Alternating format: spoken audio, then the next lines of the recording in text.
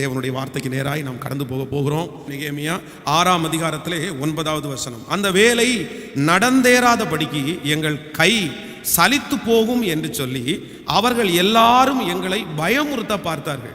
ஆதலால் தேவனே, நீர் என் கைகளை திடப்படுத்தி அருளும். இன்னொரு விஷயம் கூட வாசிக்கலாம். நெகேமியா 6வது அதிகாரம் 9வது வசனம். அந்த வேலை நடந்தேறாதபடிக்கு எங்கள் கை சலித்து போகும் என்று சொல்லி அவர்கள் எல்லாரும் எங்களை பயமுறுத்த பார்த்தார்கள். ஆதலால் தேவனே, நீர் எங்கள் கைகளை திடப்படுத்தி அருளும். ஆமென். இந்த நெகேமியாவினுடைய வாழ்க்கையில் இருக்கிற ஒவ்வொரு காரியமாய் நாம் ஒவ்வொரு நாட்களும் தியானித்து கொண்டு வருகிறோம். ஒரு பெரிய பொறுப்பு அவன் கையிலே கொடுக்கப்பட்டது. அந்த பொறுப்பை மிகவும் அழகாய் நேர்த்தியாய் ஆண்டவர் கொடுத்த ஞானத்தின்படி அவன் எல்லாத்தையும் செய்து முடித்தான். அலங்கத்தை, இடிந்து கிடக்கிற அலங்கத்தை பழுது பார்த்து கட்டி அதற்கு வாசல்களை எல்லாம் வைத்து அதை பிரதிஷ்டை பண்ணி அவனுடைய கையை ஆரம்பிச்சிருச்சு. அவனுடைய கை முடிச்சிருச்சு.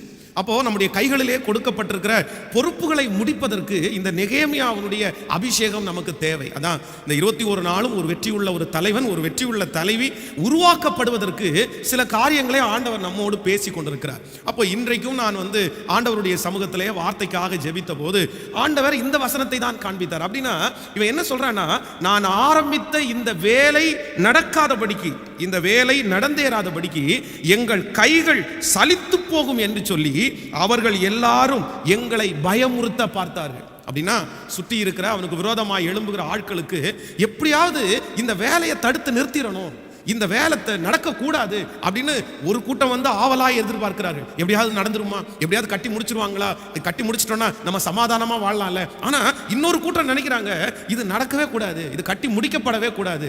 ஆனால் வேதம் சொல்கிறது, வெறும் 52 நாட்களிலே அந்த அலங்கத்தை கர்த்தர் அவன் மூலமாய் கட்டி முடித்தார். ஆமென் சொல்லுங்கள்.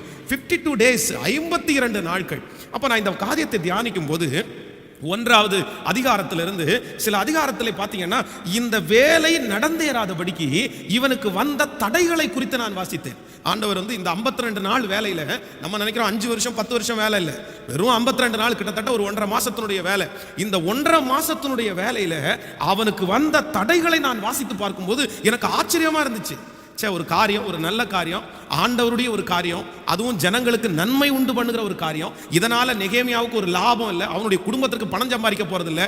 அதுல அந்த வாசலை கட்டி முடிச்ச உடனே இவனுக்கு அதுல கமிஷன் கிடைக்கும் அப்படின்னா எதுவுமே இல்லை. இவனுடைய பணத்தை செலவு பண்ணி இவன் சம்பளம் கூட வாங்காம நல்ல வேலையை விட்டுட்டு எல்லாவற்றையும் அர்ப்பணித்து இந்த இடத்துல வேலை செய்வதற்கு அவனுக்கு பலவிதமான தடைகள் வந்தது. அப்போ ஒரு தேவனுடைய பிள்ளை நம்ம என்ன அறிஞ்சுக்கணும் அப்படின்னு சொன்னா, நம்ம நல்ல விஷயமே செய்யலாம். நீங்க செய்யற விஷயம் நல்ல விஷயம் தான். அந்த விஷயத்தினால உங்களுக்கு லாபம் இல்லை, இன்னொருத்தருக்கு தான் லாபம். நீங்க இன்னொருத்தருக்கு நன்மை உண்டாகிறதுக்காக தான் அதை செய்தீர்கள். நான் நல்லதானே செய்யறேன், நான் யாருக்கு கெடுதல் நினைக்கலையே, என் கையில் எதுவும் தப்பு பண்ணலையே, அப்ப ஏன் இவங்க எல்லாம் எதிர்க்கிறாங்க, அப்ப ஏன் இதெல்லாம் தடை வருது அப்படின்னு நிறைய நேரத்தில் நம்முடைய மனசுல நினைப்போம். ஆனா ஒன்று நினைத்துக் கொள்ளுங்கள், கெட்ட விஷயம் செய்வதற்கு தடை வருகிறதோ இல்லையோ, நீங்க ஒரு நல்ல விஷயம் செய்யணும்னு ஆரம்பிச்சா கண்டிப்பா என்ன வரும் சொல்லுங்க. நெகேமியாவோட ஆண்டவர் இருக்கிறார். நெகேமியாவை அனுப்புறது ஆண்டவருடைய சித்தம். ஆண்டவர் எல்லாம் ஒழுங்குபடுத்திட்டாரு. இவன் செய்ய போகிற வேலையும் நல்ல வேலை, மனுஷனும் நல்ல மனுஷன், வேலையும் நல்ல வேலை, கர்த்தரும் அவனோட இருக்கிறார். ஆனா இத்தனையும் இருந்தும் அந்த அலங்கத்தை கட்டுவதற்கு தடை உண்டாகுமையானால் உங்க வாழ்க்கையில ஒரு ஜெபம் பண்ணும் போது, ஒரு நல்ல காரியத்தை செய்யும் போது, இல்லைன்னா நீங்க முன்னேறணும்னு நினைக்கும் போது தடைகள் வருமானு கேட்டா கண்டிப்பா தடைகள் வரும். ஆனா இந்த நெகேமியாவுடைய அபிஷேகம் என்ன அப்படின்னா, அவனுடைய வாழ்க்கையில வந்த அத்தனை தடைகளையும் முறியடித்து அந்த அலங்கத்தை சிறப்பாய் கட்டி முடித்து பிரதிஷ்டை செய்தான். நான் நம்புறேன் இன்றைக்கு இந்த ஜெபத்தில் இருக்கிற உங்களுடைய வாழ்க்கையிலே பலவிதமான தடைகள் வரலாம். பாஸ்டர், நான் ஆரம்பிச்சதிலிருந்து தடை, இந்த காரியத்தை துவங்கினதிலிருந்து தடை, என் வாழ்க்கையில ஒரே தடை கற்கள், எங்க பார்த்தாலும் ஒரு தடை வந்துட்டே இருக்குது. என்னால் அந்த காரியத்தை செய்ய முடியல, என்னால் அந்த காரியத்தை அச்சீவ் பண்ண முடியல, இப்படி தடைக்கு மேல தடை வருது அப்படின்னு யார் நொந்து போய் இருக்கிறார்களோ, நான் நம்புறேன் இந்த முழங்கால் யுத்த ஜெபத்தில் கர்த்தர் உங்களுக்கு வாக்கு கொடுக்கிறார். தடைகளை உடைத்து போடுகிறவர் உங்களுக்கு முன்னே கடந்து போகிறார். தடைகளை உடைத்து போடுகிற இயேசு உங்களுக்கு முன்னே கடந்து போகிறார். அது எவ்வளவு பெரிய தடைகளா இருந்தாலும் தடைகளை உடைத்து நெகேமியாவை அலங்கத்தை பிரதிஷ்டை பண்ண வைத்த தெய்வம் உங்களோடு கூட இருந்து தடைகளை எல்லாம் உடைப்பார். ஹல்லேலூயா. அவர்தான் தடைகளை உடைக்கிறவர். அவரை மாதிரி தடையை உடைக்கிறதுக்கு யாரும் இல்லை. இஸ்ரவேல் ஜனங்களுடைய 400 ஆண்டுகளுடைய தடை, 400 years, எல்லா பக்கம் தடை. அந்த நாட்டிலே இருக்கிற ராஜா சொல்றாரு, உங்களை நான் விட மாட்டேன், நீங்க காலம் முழுவதும் எங்களுக்கு அடிமைதான். அந்த தேசத்தை விட்டு வெளியே போலாம் நாங்க முயற்சி எடுத்து எல்லா முயற்சிகளும் தோற்று போனது. அவருடைய இருதயத்தில் இனி நம்ம இந்த தடையை உடைச்சிட்டு வெளியே போக முடியாதுன்னு எல்லாரும் மனசுல பிக்ஸ் பண்ணிட்டாங்க.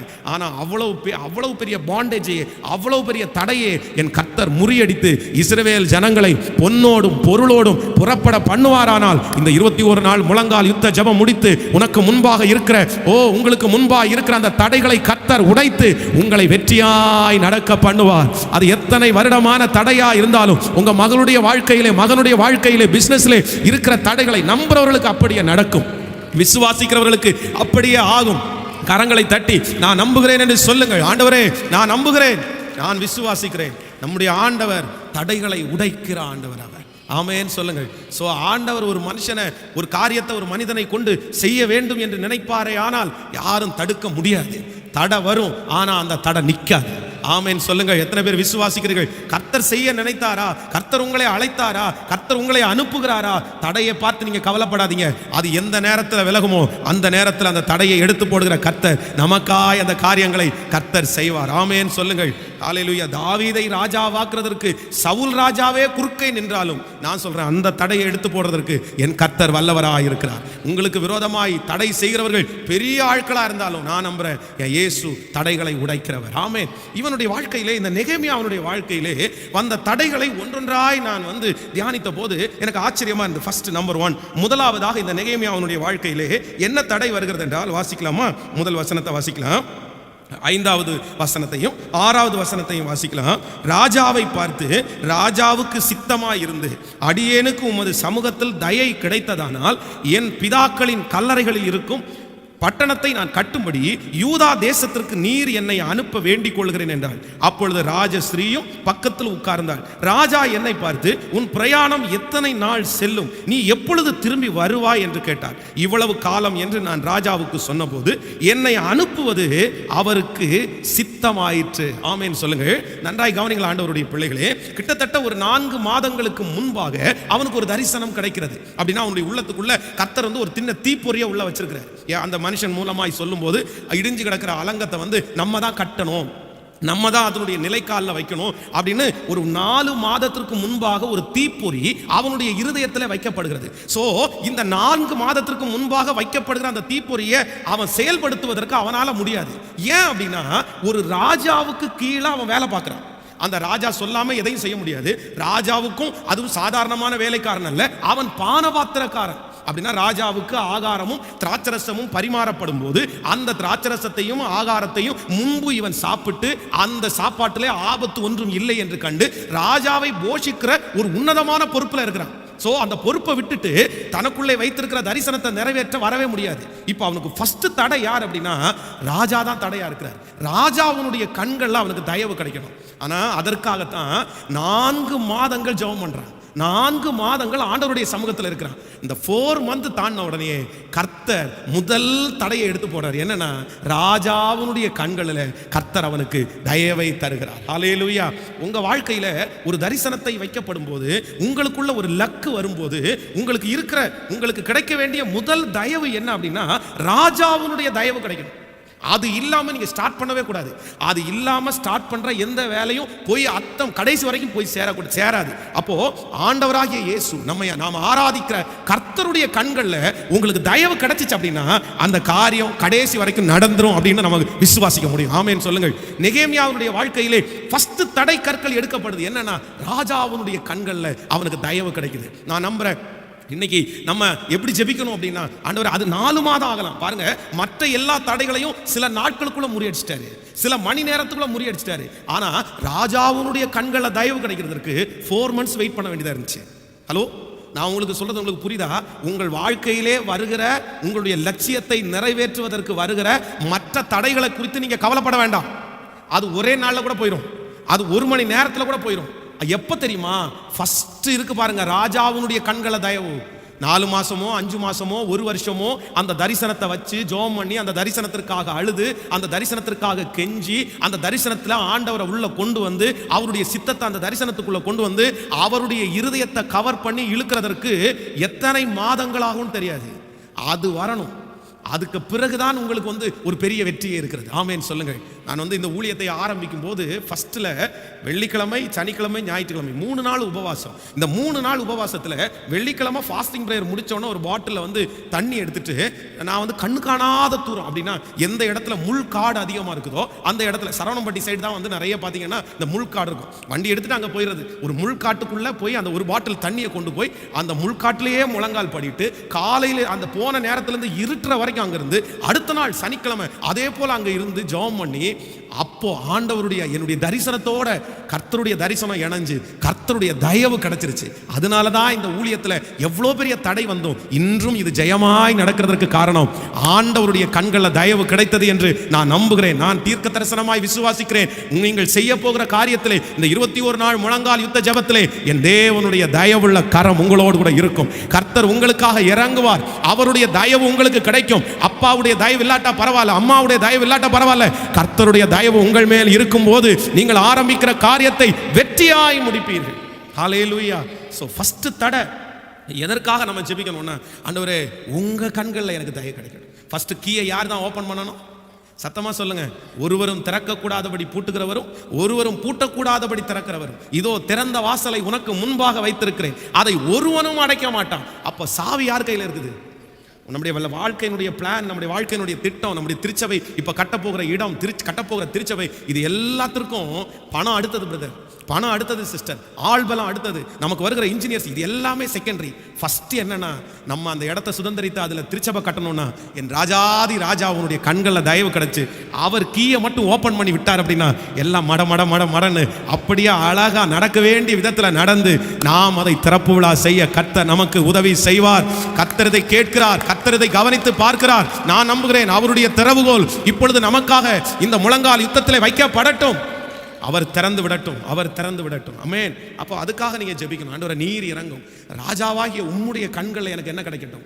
தயவு கிடைக்கட்டும். கர்த்தருடைய கண்களில் தயவு கிடைக்கிறதுக்காக ஒரு தேவனுடைய பிள்ளை நிறைய ஜெபிக்கணும். மனுஷனுடைய கண்களில் தயவு கிடைக்கிறதுக்காக என்னென்னமோ பண்றாங்களே பாருங்க. ஒரு சாதாரணமான உலகத்தில் இருக்கிற ஒரு ஆஃபீஸர், அந்த ஆஃபீஸருடைய கண்களில் தயவு கிடைக்கிறதுக்கு வீட்டில் இருக்கிறவங்களுக்கு சாப்பாடு இல்லை, ஆனால் ஒரு டிஃபன் பாக்ஸுக்குள்ள கொஞ்சம் கறியை போட்டு அவர்கிட்ட கொண்டு கொடுப்பாங்க, அவருடைய கண்களில் தயவு கிடைக்கணும் அப்படின்னு. இந்த மாதிரி எல்லாத்தையுமே கொண்டு போய் கொடுக்கறது, அவரை நேரத்தில் போகிறது, அவரை அட்ராக்ட் பண்ணணும், அவருடைய கண்களை தயவு கிடைக்கணும். அப்போ ஒரு மனுஷனுடைய கண்களை தயவு கிடைக்கிறதுக்கு நம்ம என்னென்ன பண்ணுறோம், என்னென்ன முயற்சி எடுக்கணும்? அப்போ ஆண்டவருடைய கண்களில் தயவு கிடைக்கிறதுக்கு அப்போ நீங்கள் என்ன பண்ணியிருக்கீங்க, என்ன முயற்சி எடுத்துறீங்க? கண்டிப்பாக ஒவ்வொரு பிள்ளைகளுக்கும் மிக தேவையானது என்னென்னா கர்த்தர் கண்களே எனக்கு தயவு. ஆமேன்னு சொல்லுங்கள். இன்னைக்கு கொஞ்சம் நேரமானா கூட பரவாயில்ல, நீங்கள் கொஞ்சம் எல்லாத்தையும் நம்ம கேட்டுகிட்டே போயிடலாம். ஆமேன்னு சொல்லுங்கள். ஹல்லேலூயா. அதனால முழங்கால நிற்க முடியலன்னா கூட உட்கார்ந்து கேளுங்க. ஆமென். நம்பர் 2, இரண்டாவதாக இந்த நெகேமியாவுக்கு வந்த இரண்டாவது தடையை குறித்து நம்ம வாசிக்கும் போது 8வது வசனத்தில் வாசிக்கலாம். தேவாலயத்திலே இருக்கிற அலங்கத்தின் கதவு வேலை, 2ஆம் அதிகாரம் 8வது வசனம். நெகேமியா 2ஆம் அதிகாரம் 8வது வசனம். தேவாலயத்தில் இருக்கிற அரண்மனை கதவு வேலைக்கும் நகர ஆலயத்தின் வேலைக்கும் நான் தங்க போகிற வீட்டின் வேலைக்கும் வேண்டிய மரங்களை ராஜாவின் வனத்து காவலனாகிய ஆசாப் எனக்கு கொடுக்கும்படிக்கும் அவனுக்கு ஒரு கடிதம் கட்டளையிடுவதாக என்றேன். என் தேவனுடைய தயவுள்ள கரம் என் மேல் இருந்தபடினால் ராஜா அவைகளை எனக்கு கட்டளையிட்டார். ஆமென் சொல்லுங்கள். இரண்டாவது அவனுக்கு இருக்கிற இரண்டாவது தடை என்ன அப்படின்னா, இப்ப தரிசனம் உள்ளுக்குள்ள வந்துருச்சு, இப்ப கிளம்புறதுக்கு ராஜா ஓகே பண்ணிட்டாரு.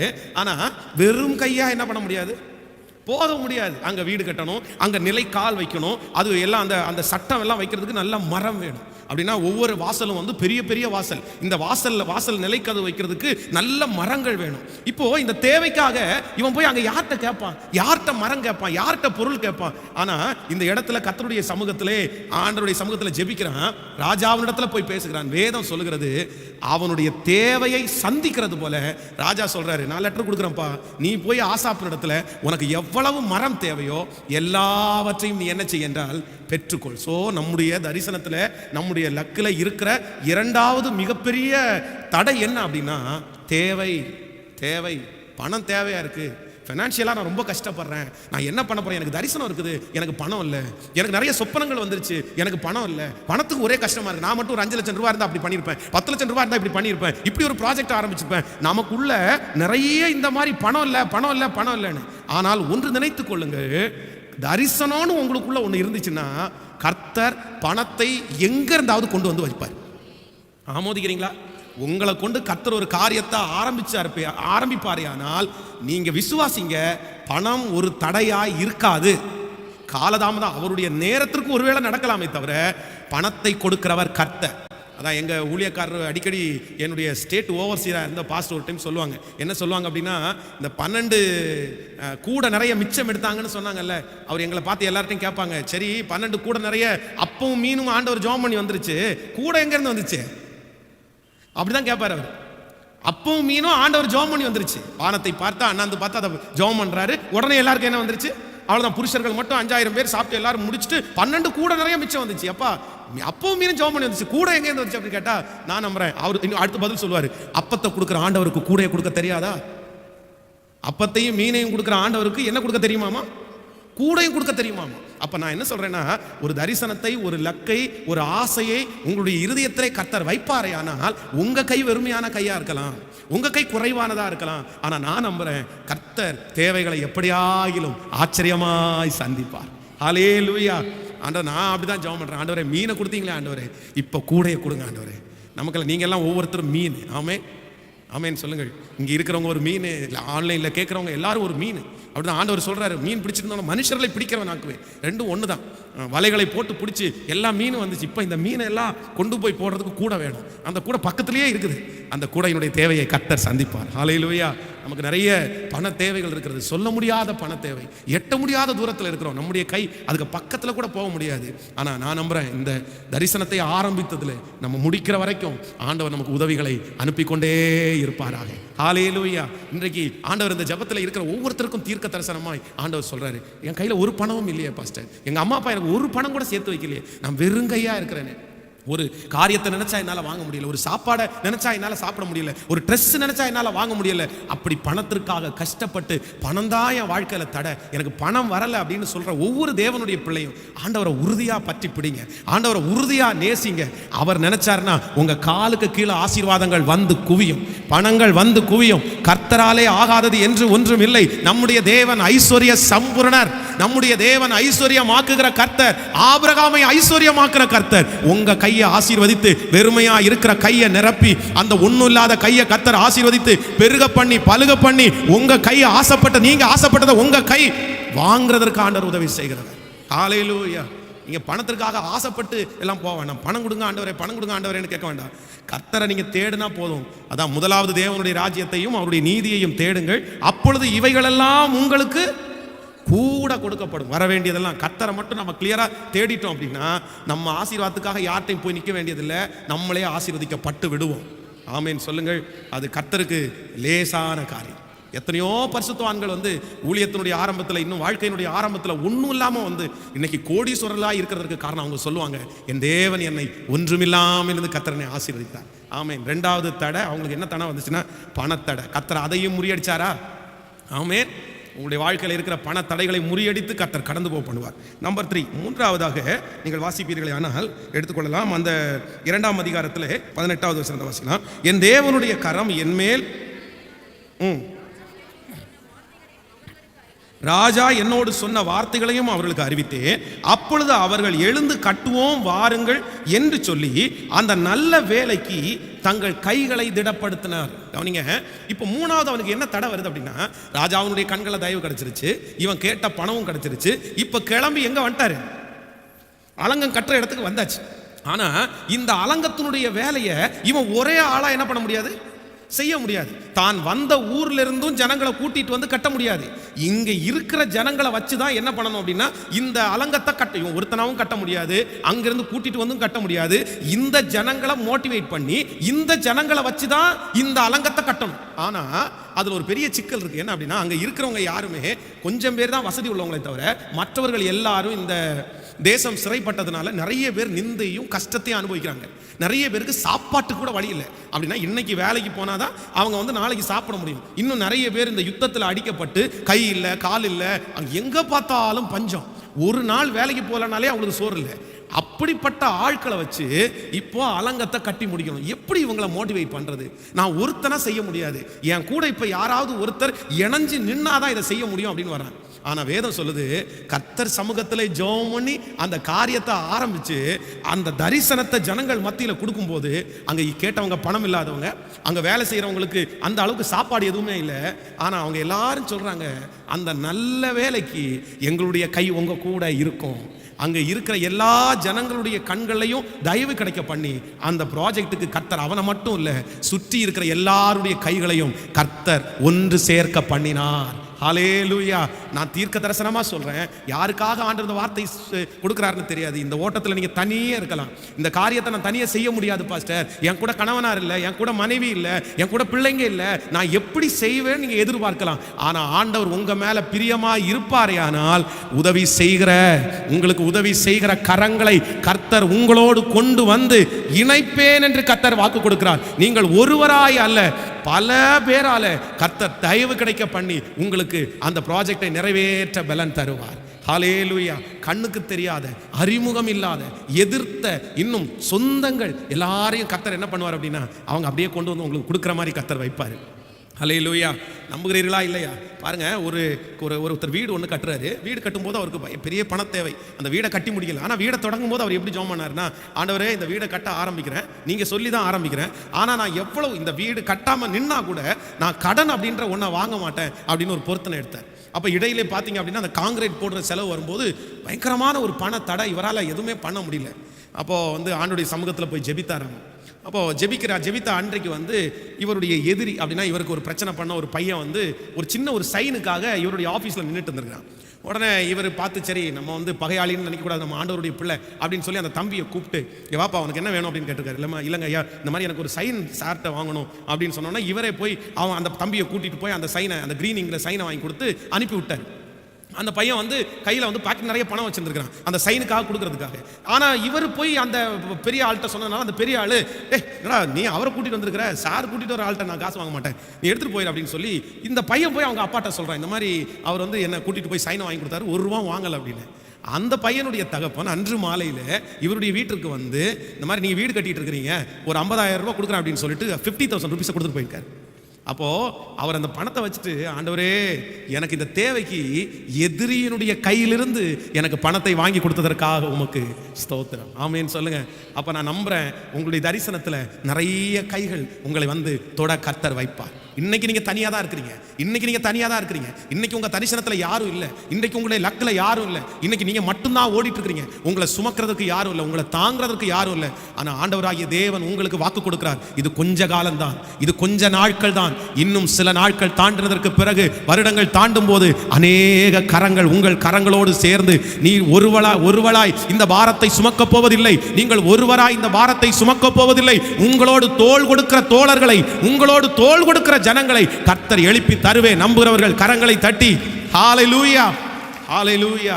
ஸோ ஆண்டவர் இப்போ அவனுடைய வாழ்க்கையில் 3வது தடையை என்ன பண்ணுறாருன்னா முறிக்கிறாரு.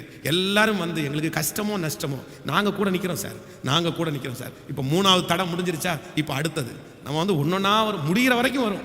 ஆமேன்னு சொல்லுங்கள். முடிச்சதுக்கு பிறகும் வந்துருச்சு பாத்தீங்க, வாட்சி பார்த்தா முடிச்சதுக்கு அப்புறம் பிரச்சனை பண்றாங்க, முடிகிற வரைக்கும் இல்லை. அதனால தடைகளை பார்த்து சோர்ந்து போக வேண்டிய அவசியமே இல்லை. நம்பர் 4, 4வதாக அவனுக்கு வருகிற தடைகளை குறித்து 19வது வசனத்தை வாசிக்கலாம். ஓனனி ஆகிய சன்பல்லாத்தும் அம்மோனியன் ஆகிய தொபியா என்னும் ஊழியக்காரனும் அரேபியன் ஆகிய கேஷேமும் இதை கேள்விப்பட்ட போது எங்களை பரியாசம் பண்ணி எங்களை நிந்தித்து, நீங்கள் செய்கிற இந்த காரியம் என்ன, நீங்கள் ராஜாவுக்கு விரோதமாய் கலகம் பண்ண போகிறீர்களோ. கவனிங்க, இதுல 2 காரியம் இருக்கு. ஒன்னு, அவர்கள் எல்லாரும் எங்களை பரியாசம் பண்ணி எங்களை நிந்தித்து. அப்போ 4வது ஒரு தடை இந்த இடத்துல என்ன வருதுன்னா, இப்ப எல்லாரும் கை கோர்த்து செய்யறதற்கு ஆரம்பிச்சாங்க. இத சன்பல்லாத்தும் தொபியாவும் கேஷேமும் கேள்விப்பட்ட உடனே அவன் பரியாசம் பண்ண ஆரம்பிச்சாரு. பாருங்கடா அலங்கத்தை கட்ட போறாங்களாமாடா, அவங்கெல்லாம் நம்ம தாத்தாங்கெல்லாம் கட்டுறதுக்கு எவ்வளோ கஷ்டப்பட்டாங்க. அது என்னடா சாதாரணமான வேலையா? அதுவும் இருக்கிற இந்த சின்ன சின்ன பொடுசுகளை வச்சு செய்ய போறாராமா. அவனுக்கு கை அந்த கல்லை தூக்குறதுக்கே பலன் இல்லை, அவனுக்கு சாப்பாட்டுக்கே வழி இல்லை. அவனெல்லாம் வச்சு இந்த அலங்கத்தை கட்ட முடியுமாடா? ஒரே பரியாசம், ஒரே கிண்டல். நான் சொல்றேன், உங்களுக்குள்ளே இருக்கிற தரிசனத்தை நீங்கள் நிறைவேற்றாதபடி உங்களை பார்க்கும்போது நிறைய பேர் என்ன பண்ணுவாங்கன்னா பரியாசம் பண்ணுவாங்க. உங்க பிள்ளைகளை பரியாசம் பண்ணுவாங்க. இவனா, இவளா, இந்த பிள்ளையா, நீயா, பார்த்துடலாம், நீயா செய்ய போற? ஐயோ, உன்னால ஒன்றும் முடியலையே, உன்னால சும்மா சாதாரணமானதே செய்ய முடியல, நீ போய் இதை எப்படி செய்ய போற? நீ போய் இதை பண்ணுவியா? உனக்கு அந்த அளவுக்கு ஞானம் இருக்கா? உனக்கு அந்த அளவுக்கு திறமை இருக்குதா? ஆனால் வேதம் சொல்லுகிறது, என்னுடைய ஆண்டவர் அந்த தடையையும் ஆண்டவர் என்ன பண்ணார்னா உடைச்சு போட்டார். ஆமேன்னு சொல்லுங்க. நான் நம்புறேன், இந்த முழங்கால் யுத்தத்தில் இருக்கிற தேவனுடைய பிள்ளையே, இன்றைக்கு சில காரியங்கள் நீங்கள் நினைத்திருக்கிற காரியத்தில் நிறைய பேர் உங்களை பார்த்து பரியாசம் பண்ணலாம். அவன் எங்க செய்ய போறான்? அவன் எங்க வாங்க போறான்? அவன் என்ன பண்ண போறான்? அவனாலெல்லாம் முடியாது, அவனாலெல்லாம் முடியாது. அப்படியே கிண்டல் பண்ணி அவனுக்கெல்லாம் அந்த வாழ்க்கை அமையுமா? அவங்களுக்கெல்லாம் அப்படி கிடைக்குமா? அவன் பொண்ணுக்கெல்லாம் அந்த இடத்துல மாப்பிள்ளை கிடைக்குமா? இப்படி யாரெல்லாம் பரியாசம் பண்றாங்களோ அவங்க அத்தனை பேருக்கு முன்பாகவும் நான் சொல்றேன், கர்த்தர் உங்களை கனப்படுத்துவேன் என்று வாக்கு கொடுக்கிறார். அவருடைய பரியாசத்தை பார்த்து சோர்ந்து போகாதீர்கள், அவர்களுடைய நிந்தையை பார்த்து சோர்ந்து போகாதீர்கள். அவர்கள் உங்களை கேவலப்படுத்தட்டும், அவர்கள் உங்களை அற்பமாய் நினைக்கட்டும். ஆனால் ஆண்டவர் உங்களை கனப்படுத்தி நீங்கள் நினைக்கிறதற்கும் வேண்டிக் கொள்வதற்கும் நீங்கள் அறியாததும் உங்களுக்கு எட்டாததுமான பெரிய காரியத்தை கர்த்தர் செய்வார். பரியாச உதடுகளை கர்த்தர் முறித்து போட்டு உங்களை கர்த்தர் பலப்படுத்த போறார். ஹல்லேலூயா. நிறைய பரியாசம் பண்ணட்டும், நிறைய பரியாசம் பண்ணட்டும். அது நல்லது, நல்லதுதான். ஆமென். தாவீதுனுடைய மகன் முதலே ராஜாவாக பொறுப்பேற்கும் போது எல்லாரும் அவனை சின்ன பையனா, இவனை போய் ராஜாவா வச்சிருக்காங்க, இவன் போய் ராஜாவாவானா? ஆனா வேதம் சொல்லுது ஒரே ஒண்ணுதான். ஆண்டவர் பரியாசம் பண்ண அத்தனை பேரும் சுத்தி நிக்கிறாங்க. எல்லாரும் பரியாசம், இவன் என்னத்தை போய். அப்போ ஒரு குழந்தையை கொண்டு வராங்க. அந்த குழந்தைக்காக, ஒரே குழந்தைக்காக 2 அம்மாங்க சண்டை போடுறாங்க. இது என்னுடைய குழந்தை. இரவில் படுக்கும்போது ஒரு அம்மா ஒரு குழந்தை மேலே உருண்டு படுத்து அந்த குழந்தையை கொன்றுவாங்க. காலையில் எந்திரிச்சு பார்க்கும்போது ஒரு குழந்தை, ஐயோ, ஒரு குழந்தை செத்த உடனே 2 பேரும் இந்த குழந்தையை குறித்து உடனே சாலமனுக்கு ஒரு ஞானம் வருது பாருங்க. அதை அப்படியே டேபிளில் படுக்க சொல்லி அதை கட் பண்ணி பாதி அங்கேயும் பாதி இங்கே கொடுத்துட்றான் அப்படின்னு சொன்ன உடனே அந்த உண்மையுள்ள தாயினுடைய இருதயம் அப்படி பதைக்குது. இல்லை, அவளுக்கே கொடுத்துருங்க, அது உண்மையான தாய் அதுதான். உடனே ஜனங்களுக்கெல்லாம் அந்த நேரத்தில் அவருக்கு அந்த ஞானத்தை பார்த்து அப்படி கை தட்டி, இதுவரைக்கும் நக்கல் பண்ணவங்க எல்லாரும் ராஜா வாழ்க, சாலமன் ராஜா வாழ்க அப்படின்னு அத்தனை பேரும் அவனை குறித்து பெருமைப்பட்டார்கள். நான் நம்புறேன், ஆண்டவரும் அப்படிதான். உங்களை பரியாசம் பண்ணுகிற, உங்களை கிண்டல் பண்ணுகிற அந்த இடத்துல கர்த்தர் ஏதோ ஒரு பதவியை உங்களுக்கு கொடுத்து, கர்த்தர் உங்களுக்கு ஒரு கனத்தை கொடுத்து, அந்த இடத்துல கர்த்தர் யார் மூலமாவது உங்களை பேச வைத்து உங்கள் தலையை நிமிர பண்ணி பரியாசம் பண்ணுகிறவர்கள் மத்தியிலே கர்த்தர் உங்களோடு கூட இருக்கிறதை நிரூபிக்க போகிறார். ஆமென் சொல்லுங்கள். ஹல்லேலூயா. ஸோ அடுத்தது எதையும் இவன் ஜெயிச்சான் அப்படின்னா, அவனை பரியாசம் பண்ணுறவங்கள பார்த்து ஒன்றும் பண்ண சரி பரவாயில்ல அப்படின்னு அதையும் தாண்டியாச்சு. அதுக்கு பிறகு அந்த வசனத்தினுடைய பின்னணியை பார்க்கும்போது, நீங்கள் ராஜாவுக்கு விரோதமாக கலகம் பண்ண போகிறீர்களோ என்றார்கள். இந்த வார்த்தை சாதாரணமான வார்த்தைன்னு நினச்சிக்காதீங்க, சாதாரணமான வார்த்தைன்னு நினச்சிக்காதீங்க. சன்பலாத்து, தொபியா, கேஷம் எல்லாம் அந்த ஊர்லேயே இருக்கிறதுலே கொஞ்சம் பெரிய ஆட்கள். இந்த பெரிய ஆட்கள் இந்த வேலையை ஸ்டார்ட் பண்றதுக்கு முன்னாடி இவனுக்கு எப்படி ஒரு மிரட்டல் கொடுக்குறாங்க அப்படின்னா, நீங்க ராஜாவுக்கு முன்பாக, நீங்க ராஜாவுக்கு விரோதமாக கலகம் பண்ண போகிறீங்கப்பா. நடக்காத ஒரு காரியத்தை கற்பனை பண்ணி அவனை குறித்து ஒரு வதந்தி, ஒரு பொய்யான தகவலை பிறப்பிக்க பார்க்குறாங்க. ராஜாக்குள்ள கொண்டு போட்டுடலாம், ஜனங்களுக்குள்ள கொண்டு போகலாம், இவன் ராஜாவுக்கு விரோதமாய் கலகம் பண்ண போறான்னு சொல்லி ஒரு வதந்தியை உண்டு பண்ண பார்க்குறாங்க. ஆனால் வேதம் சொல்கிறது, அந்த தடையும் ஆண்டவர் என்ன பண்ணார்னா அப்படியே அமுத்திட்டார். ஆமேன்னு சொல்லுங்கள். ஸோ உங்களுக்கு சில நேரத்தில் எப்படிப்பட்ட தடை வரும் அப்படின்னா, ஒரு தரிசனத்தை நீங்கள் நிறைவேற்ற போகும்போது உங்களை குறித்து இல்லாததை பொல்லாததை என்ன பண்ணுவாங்க? இல்லாததை பொல்லாததை பரப்பி விட்டுருவாங்க. பரப்பி விட்டு எப்படியாவது உங்கள் பேரை கெடுக்கணும்னு நினைப்பாங்க. அது நடந்திருக்காது. இங்கே பாருங்க, அந்த கலகம். இவன் ராஜாவிடத்துலேருந்து லெட்டர் வாங்கி அனுமதி பெற்று இங்கே வந்தா எல்லாரும் மத்தியிலையும் அப்போ உள்ளே இருக்கிறவங்களுக்கு ஒரு கஷ்டம் வருமே. ஆமாம், ஏதாவது இவன் அப்படி தான் பண்ணியிருப்பான் போல தெரியுது அப்படின்னு அந்த மிஸ் அண்டர்ஸ்டாண்டிங் வரும் பாருங்களேன். அப்படின்னு நான் ஊழியத்துக்கு வந்த புதுசில் இப்போதான் நமக்கு இப்போவே நமக்கு வயசு குறைவாக தான் இருக்குது. நான் சொல்கிறது கிட்டத்தட்ட 10 ஆண்டுகளுக்கு முன்னே ஒரு அம்மா வீட்டில் போய் ஒவ்வொரு வீட்லேயும் போய் சொல்லிட்டே இருந்தாங்க. என்ன வீட்டில் இவருக்கு ஏற்கனவே கல்யாணம் ஆகி ஊரில் மனைவி பிள்ளைங்க இருக்குன்னு சொல்லிட்டாங்க. அப்போ ஒரு 22 வயசு 20 அந்த ரேஞ்சில் தான் இருக்கும். அந்த வயசுலேயே கல்யாணமாகி குழந்தையெல்லாம் இருக்குன்னு ஒவ்வொரு வீடாக போய் சொல்லிட்டு வந்துட்டாங்க. அப்போ நம்பிட்டு ஒருத்தாங்க, இதெல்லாம் நம்பலாமா? அது இது வேண்டாம், நம்புறதுக்கு ஒன்று வேணாம். அதுக்கு வேற வேலை மெனக்கிட்டு ஒருத்தவங்க ஃபோன் போட்டு, என்ன பாஸ்டர் இப்படி சொல்கிறாங்க, அது உண்மையா? நீங்கள் ஏற்கனவே ஒரு கல்யாணம் பண்ணியிருக்கான், இப்போ 2வது கல்யாணம் பண்ண போகிறீங்களாம்மா, அது தெரியாமல் பண்ண போகிறீங்களா, இந்த மாதிரி இந்த ஆள் வந்து சொல்லிச்சு அப்படின்னு. அப்புறம் நான் என்ன சொல்கிறதுக்கு, நான் அமைதியாக விட்டேன். சரி கர்த்தர் பார்த்துக்கணும் அப்படின்னு. அப்போது இந்த வதந்திகளை பரப்பதில் ஜனங்கள் எப்படி இருப்பாங்க, ரொம்ப உங்களை குறித்து வதந்திகள் எல்லாம் பரப்பிடுவாங்க. ஆனால் அந்த மாதிரி தடைகள் வரும்போது ஆண்டவருடைய பிள்ளைகள் எவ்வளவேனும் வருத்தப்பட வேண்டாம், எவ்வளவேனும் வருத்தப்படணும். இப்போ சொல்லட்டும், நம்மளை குறித்து நடக்காத ஒன்றை சொல்லுகிறதை குறித்து ஆண்டவருடைய பிள்ளைகள் பயப்படவே வேண்டாம். ஏன்னா அந்த அந்த நேரத்தில் உங்களுக்கு கர்த்தர் துணையாக இருப்பார். நீங்கள் செய்கிற ஒன்றை அவங்க வதந்தியாக பரப்பி விட்டாங்கன்னா கேர்ஃபுல். அதுக்கும் ஒரு வழி இருக்குது. நீங்கள் தப்பு பண்ணிட்டீங்க, அதை 10 பேருக்கு முன்னாடி கொண்டு போய் அவங்க வந்து ஊதி பரப்பி விட்டாங்க. இப்போ என்ன பண்ணுறது, பசங்க என் பேரை கெடுத்துட்டா, நான் பண்ணது தப்பு தான் அப்படின்னா நேராக வந்து கர்த்தர் சமூகத்தில் உட்காந்து சரண்டர் ஆகிட்டீங்க அப்படின்னா அதை ஒன்றும் இல்லாமல் அழிச்சிருவார். நல்லா தெரியல உங்களுக்கு. நீங்கள் பண்ணாத ஒன்றை பண்ணணும் அப்படின்னு சொன்னால் கவலைப்படவே வேண்டாம். அது ரொம்ப நாள் என்ன செய்யாது, நிற்காது. அதை குறித்து நீங்கள் நிரூபிக்க வேண்டாம். யோசேப்பை குறித்து ஒரு வதந்தியை பரப்பி விடுகிறார்கள், அந்த வதந்தி ரொம்ப நாளெல்லாம் நிற்கல, ரொம்ப நாளெல்லாம் நிற்கல. அதனால் ஆண்டவர் உங்களுக்கு வாக்கு கொடுக்கிறார். நீங்கள் செய்கிற தரிசனத்திற்கு விரோதமாய் யாராவது ஒருத்தர் உங்களை குறித்தது இல்லாததையும் பொல்லாததையும் போட்டு விட்டாங்கன்னா நீங்க ஏன் கவலைப்படுறீங்க? வெட்கப்பட்டு போறது அவர்கள் தான். கர்த்தர் உங்களை ஒரு நாளும் கைவிடவே மாட்டார். ஹல்லேலூயா. எத்தனை பேர் ஆமோதிக்கிறீங்க? சே, இவ எப்படி இப்படி சொல்லியிருக்கா, எப்படி இப்படி பண்ணியிருக்கா, அப்படியே நமக்கு பிபி எல்லாம் ரைஸ் ஆகி கோவம் வந்துச்சு, நான் என்ன பண்ணேன், என்ன செஞ்சேன், இப்படிலாம் போய் சொல்லியிருக்காங்களே. அப்படிதான் சொல்லுவாங்க. அதான் எலும்பில்லாத நாக்கு எது வேணாலும் பேசும்ல. நம்மளை குறித்து நல்லதை சொல்கிறாங்களோ இல்லையோ வதந்தியை நிறைய பரப்பி விடுவாங்க. ஆமேன்னு சொல்லுங்கள். ஒரு வதந்திக்கும் நாம் பயப்பட வேண்டிய அவசியமே இல்லை. கர்த்தர் உங்களோட இருக்கிறார். சொல்லுங்கள் எல்லாருமே ஆமேன்னு சொல்லுங்கள். ஹல்லேலூயா. கர்த்தர் எங்களோடு இருக்கிறார். ஆமேன். நம்மோடு இருக்கிறார். ஆமேன்னு சொல்லுங்கள். இப்படி ஊரில் ஒருத்தர் கஷ்டப்பட்டு வேலை செஞ்சு பணக்காரனானார். ஒரு நாள் ஆற்றுல தண்ணி வந்துருச்சு. அந்த ஆற்றுல தண்ணி வரும்போது ஒவ்வொரு பொருளாக மிதந்துட்டு வரும்போது இவருக்கு நீச்சல் தெரியும்னு போய் குதிச்சு போய் தண்ணியில் போய் குதிச்சு போய் ஒரு பொருளை ஒன்று எடுத்துகிட்டு வந்தார். ஊருக்காரங்கெல்லாம் என்ன பேசுனாங்க தெரியுமா? ஆற்றுல அவனுக்கு ஒரு பீரோ கிடச்சிருச்சு, அந்த பீரோ ஃபுல்லாக தங்கம் இருந்துச்சு, அதனால அவன் பணக்காரன் ஆகிட்டான்ட்டான். ஊர்லாம் ஒரே பேச்சு. அவர் கஷ்டப்பட்டு உழைச்சி சம்பாரித்து வீடை கட்டினா ஆத்தோட வந்தது ஆத்தோட போகுன்ட்டாங்க. கடைசியில் ஒரு நாள் பார்த்தீங்கன்னா அவர் கொஞ்சம் கஷ்டப்பட்டு அந்த பணம் எல்லாம் கொஞ்சம் இழக்கிற மாதிரி வச்சு, ஆமாம் பின்ன ஆத்தோட வந்த பணம் ஆத்தோட போகாமல் எப்படி பேசுகிறாங்க பாருங்களேன். மனுஷங்க வந்து ஐயோ ரொம்ப கொடுமையான ஜனங்கள்ப்பா. ஒரு பேசுறதுக்கு ஒரு ஈவிரக்கம் வேணாம். சரி, நம்ம இப்படி பேசுகிறோமே, அது நல்லதாக இருக்குமா கெட்டதாக இருக்குமா, அது வருத்தப்படுத்துமா? நம்ம உண்மையாக தானே பேசுகிறோம். ஒன்றுமே பேசலாம். அவ்வளோ நொந்து போனார். ஆனால் ஆண்டவர் அவர் திரும்ப ஏற்றுக்கொண்டா ஆண்டவர் திரும்ப அவரை நல்லா வச்சிருக்கிறார். அதனால் ஆண்டவருடைய பிள்ளைகள் வதந்திகளுக்கு அந்த தடைகளையும் கர்த்தர் முறியடிக்க வல்லவராக இருக்கிறார். ஹல்லேலூயா.